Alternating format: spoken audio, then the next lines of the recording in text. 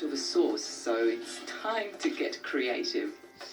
There are so many things that you can make with leftover sugo, but one of my favorite has to be pasta al forno.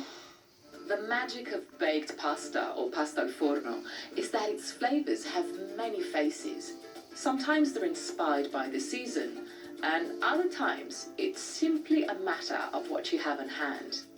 It's the perfect combination of pasta, sugo, bechamel, and lots of melty cheese. So while we heat up our leftover sugo, we can make the bechamella. Just a couple of tablespoons of butter, a couple of tablespoons of flour, and just whisk this through. All we are making is what in cooking jargon is called a roux. Make sure that it becomes a paste, and we're just going to cook it for a couple of minutes. That's looking pretty good. And now we're going to add the milk a little bit at a time. Okay, there.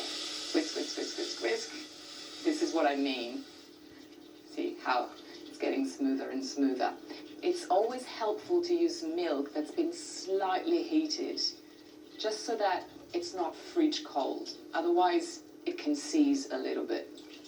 So because we already have the sugo, this part here is the only real labor involved in this recipe.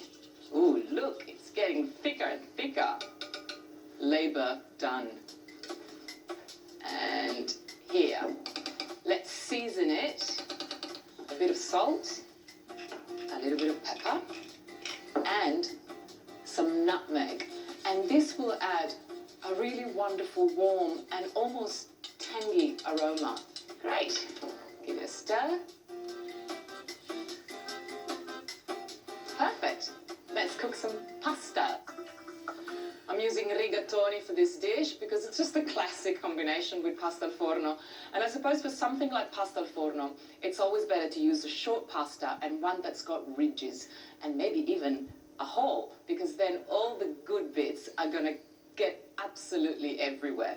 Because this dish is basically cooked twice, because the pasta is cooked in the pot and then again in the oven, I'm only going to really take it to 3/4 of the way through, because I don't want it to overcook by the time it bakes in the oven. Ooh. I'm just going to keep a little bit of the pasta cooking water in this pot, because that's going to help bind all the sauce. Wonderful. Let's dress it with some of our leftover sugo. I want this really saucy. Okay, there's no particular technique involved in assembling, but this is how I like to do it. I always like to just add a tiny bit more sauce to the bottom of the dish. I'm just going to do one layer of pasta first, just like so. A little bit of pecorino and a little bit of black pepper. And now, a bit of our bechamel. The idea is to coat the first layer of pasta in bechamel, then add a second layer of pasta, grate some pecorino, and season with pepper, and finish with another layer of bechamel and cheese. This is a rich, hearty meal. A bit of pepper. It goes in the oven for 25 to 30 minutes.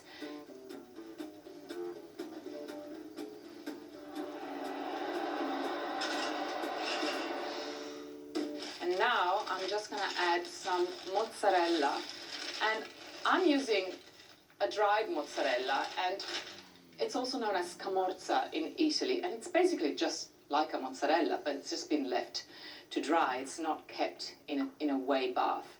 And I'm just going to add some slices on top of the bake. Just going to strategically position some dried mozzarella here and there. That'll be it. The mozzarella won't take long, but when it melts, it's truly divine. There it is. Oh, this is the best moment, because you can see all the bubbling cheese around the edges. A bit of pepper and some fresh basil.